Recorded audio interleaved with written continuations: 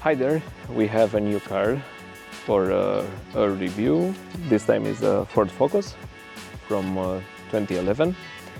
It's the 1.6 liter engine diesel with 95 horsepower and around 230 Newton meters.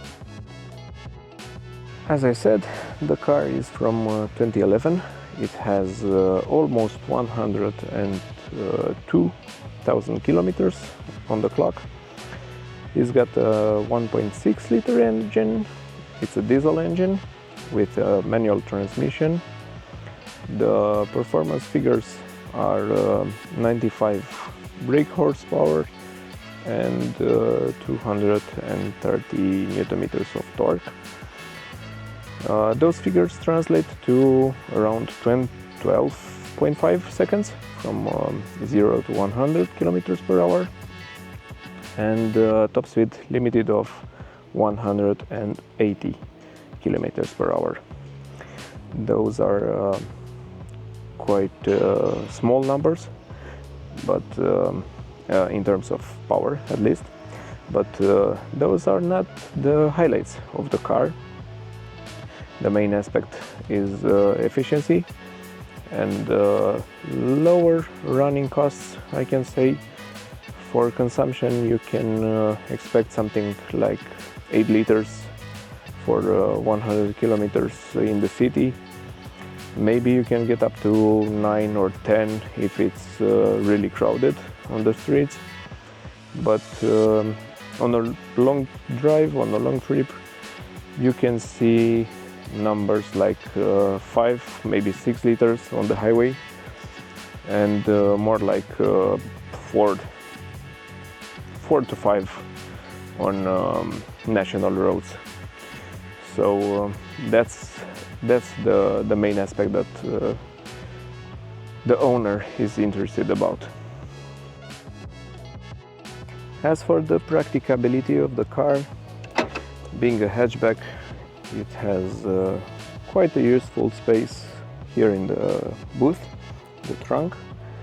As you can see, we have our carry-on luggage that you can take with you on a plane, and I figure that can accommodate something like 4, maybe 5 such carry-on luggages in here.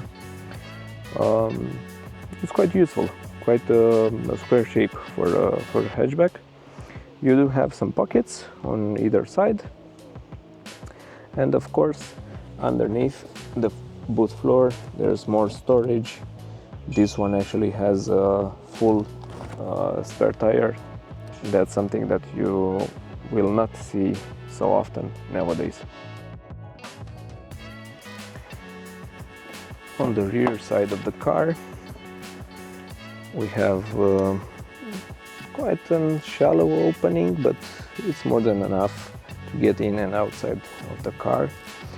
The door card is, as you can expect, made with hard plastics, but at least you have some patch here with a bit of foam and some textile that you can put your elbow on a long drive. You have some speakers inside the door card and a bit of storage space, which continues actually on the lower side of the rear bench and on the back of the front seats. The space is usual for a hatchback, and especially for a hatchback made in 2011.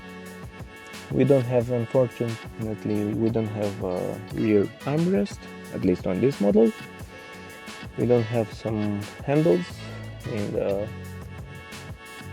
top of the ceiling, but at least there's a light fixture here in the back. As you can see, this is how I look back here. If I already mentioned it, almost 1 meter and a bit over 1 meter and 80 centimeters in height, and I do have quite a bit of space. I can stretch my legs under the seat, the front seat, to get a bit more comfortable. But if I sit up straight, I still have roughly 3 fingers of space for my knees. Again, the front seat is almost in line with the B-pillar of the car. But for my head, being a hatchback with it's not such a sloping roofline, I get about 3 fingers from my hair to the ceiling, or I don't know, almost 4 fingers from my head to the ceiling.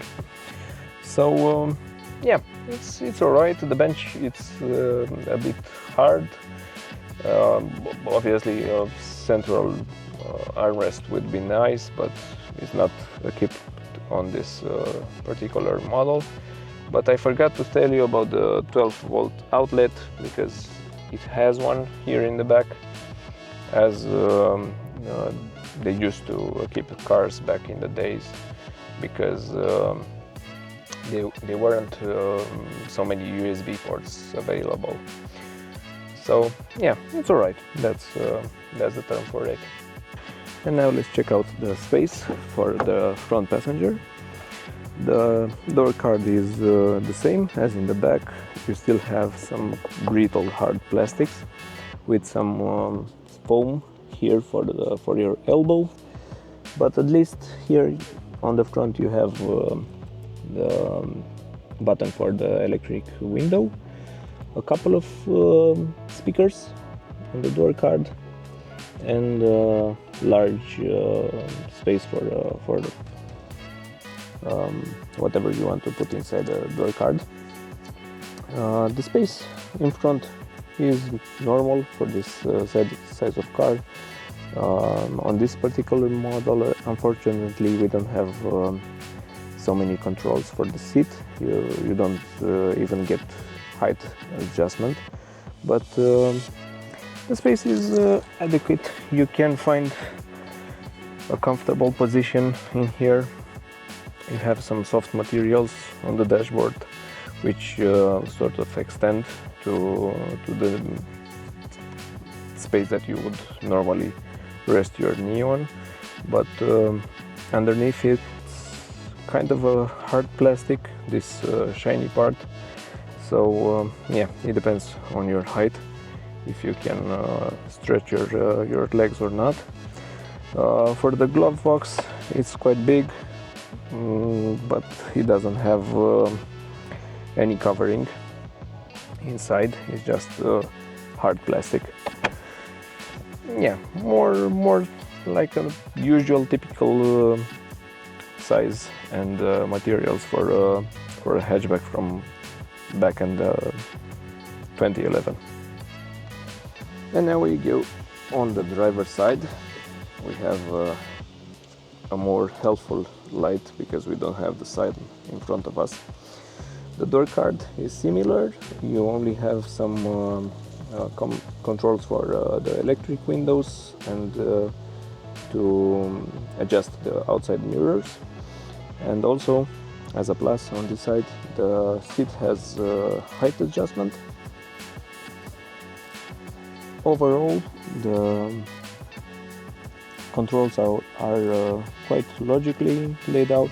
You have the controls for the lights on the left side of the steering wheel, with an additional storage space underneath. In front of us, we can see a couple of gauges with a small display that shows you information about the consumption and some other bits and things. You can control it using the left side of the steering wheel. The right side obviously is used for multimedia. You have some usual stocks behind the steering wheel, and on the central console, at least on this model, we only have a radio with lots of buttons like they used to do on cars back in the day. Underneath there's a climate control unit, which has dual control. We don't have a heated front windshield, at least not on this model. In the back there's your transmission lever, your handbrake, some storage spaces with a 12-volt outlet, a couple of cup holders, and a central armrest with quite a big space underneath, but this one is not adjustable in any shape or form. And on the top we have a regular mirror, and the light fixture is up here right between the front seats. Okay, so we're gonna do the driving part of the review, the same road as usual. So we have the diesel engine with the manual gearbox, and as you can see, you really feel the engine inside the car.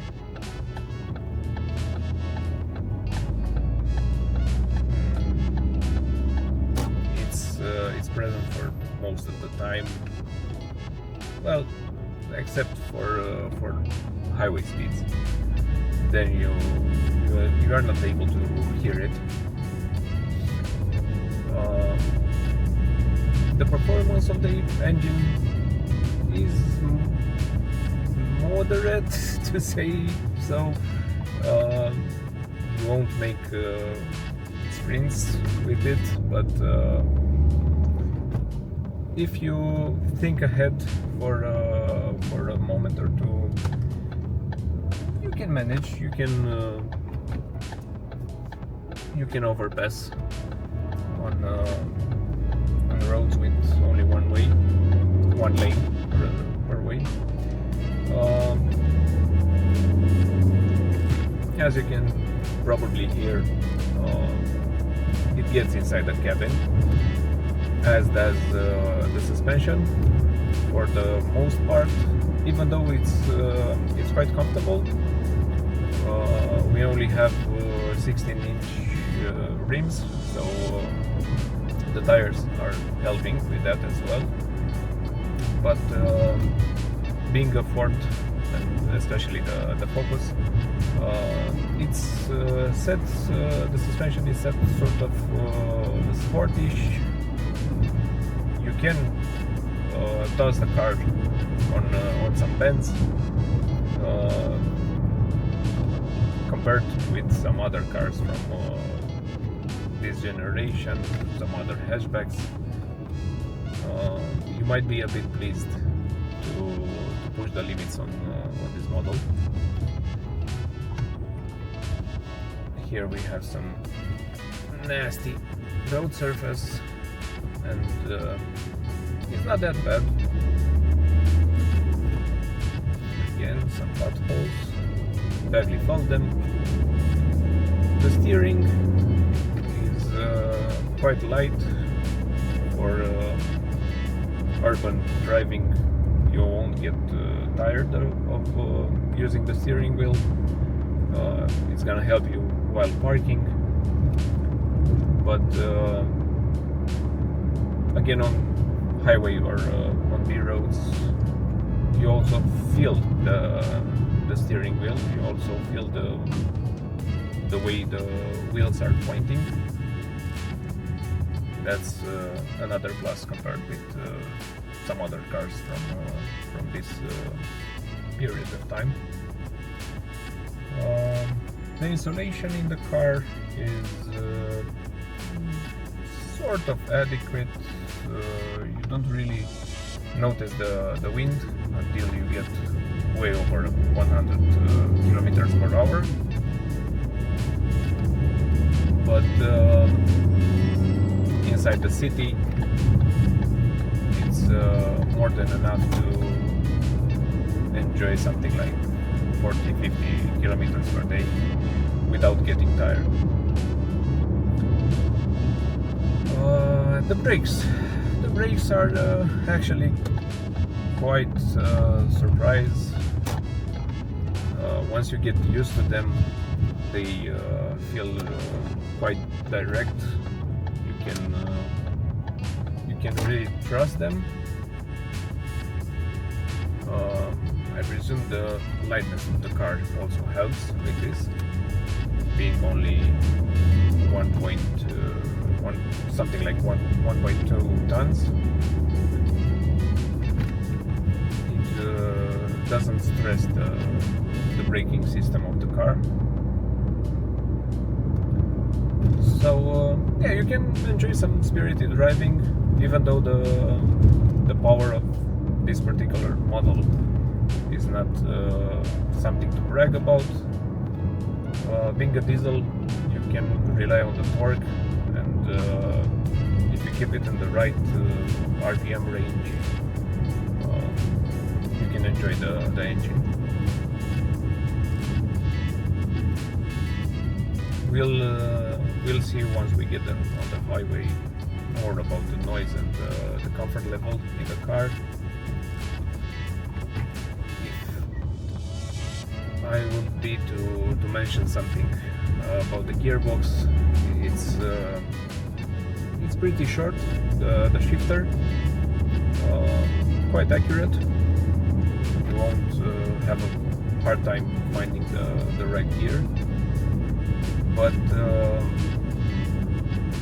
there's a slight problem with the first and the second gear.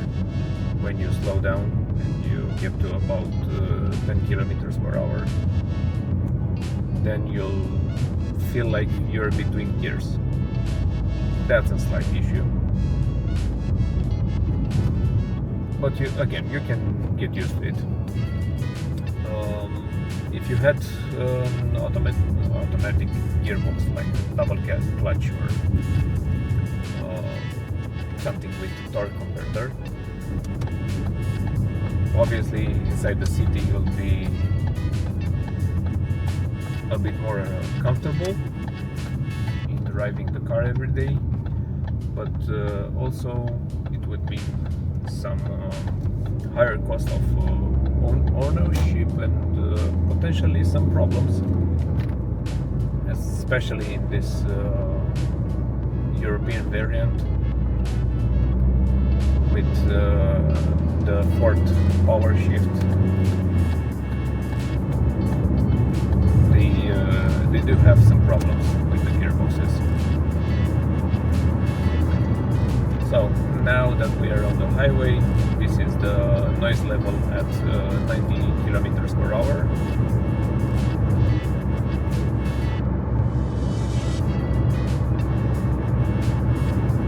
And again in 6th gear.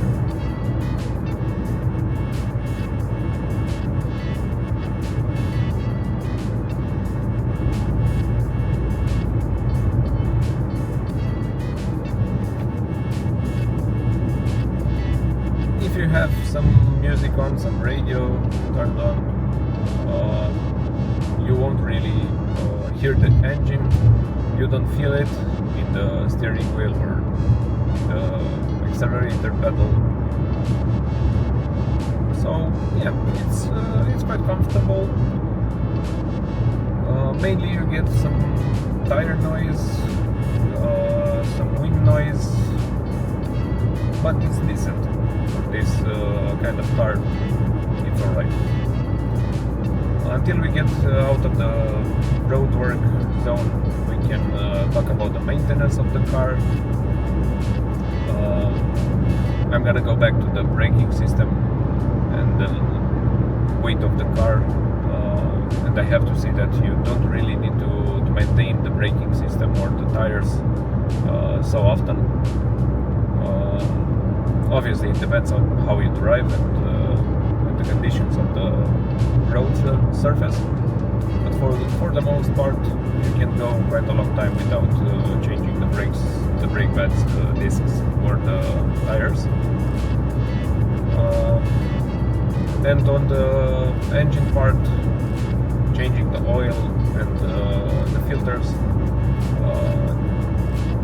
maybe it's a good idea to do them at around 8 to 10,000 kilometers if you're mainly using the car inside the city. If you do regular long drives, you can maybe push the interval to around 12 to 13 kilometers. So yeah, it's quite an accessible car to own and maintain. Now that we don't have a speed limit, we are already at 110 kilometers per hour.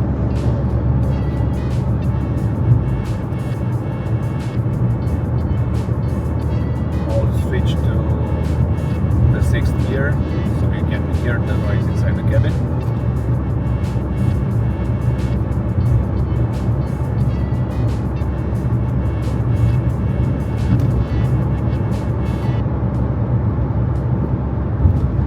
And now let's try to get to the top speed that is legal here in Romania on the highway, and that is 130 kilometers per hour.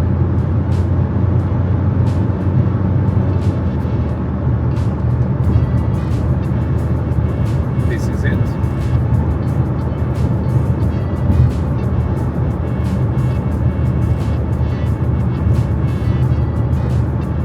As you can probably hear, you don't really notice the engine anymore, at least not at a constant speed.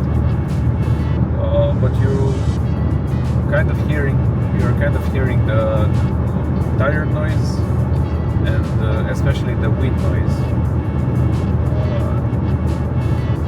The wind passing through the outside mirrors is getting into the cabin quite a lot.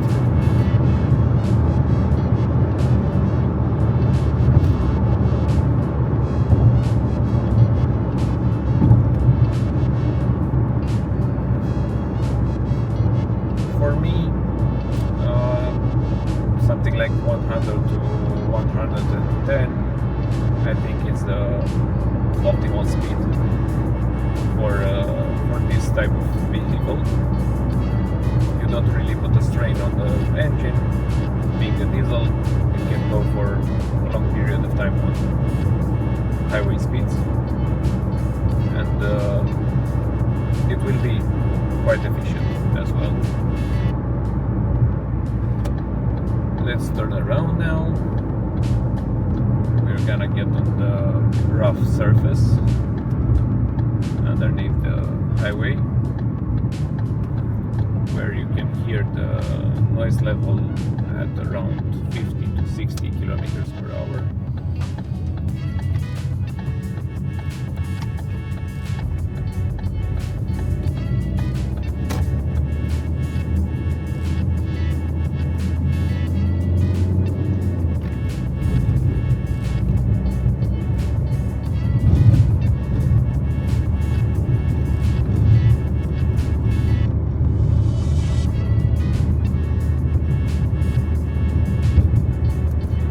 As you can probably tell, there's a bit of noise coming inside the car from the suspension, and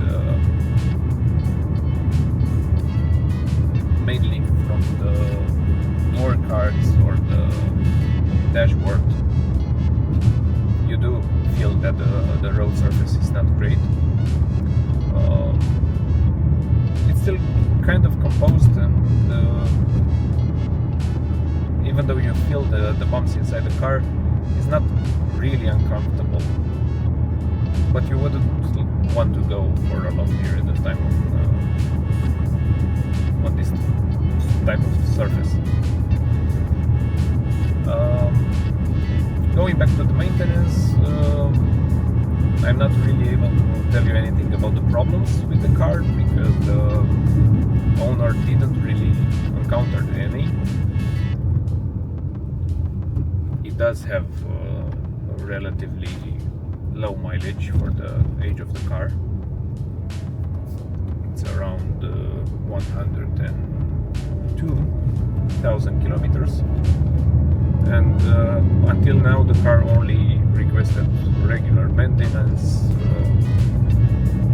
something like a clutch pack, which is to be expected in a manual gearbox. But other than that, nothing like a major issue. It doesn't require some bushing for the suspension, or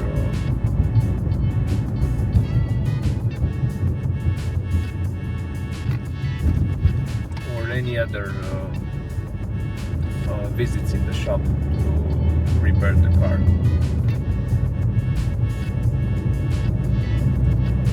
The fuel economy, it's showing 7.9 liters as it is right now. It has been used mainly inside the city,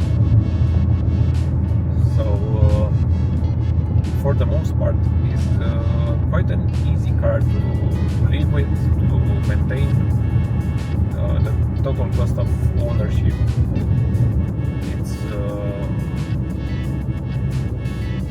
it's quite low compared with most other vehicles on the market right now.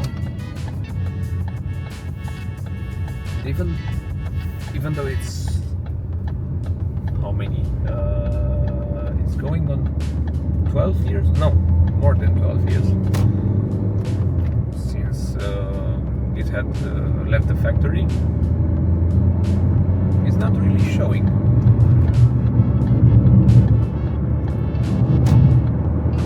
At least when you go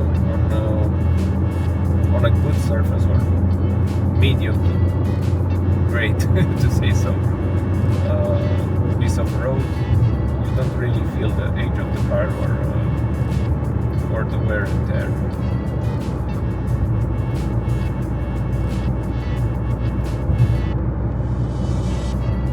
So yeah, that's pretty much it. Thank you for watching. Hopefully I'll hear from you in the comment section or on the other social media. And of course, I hope to see you on my next review. See ya.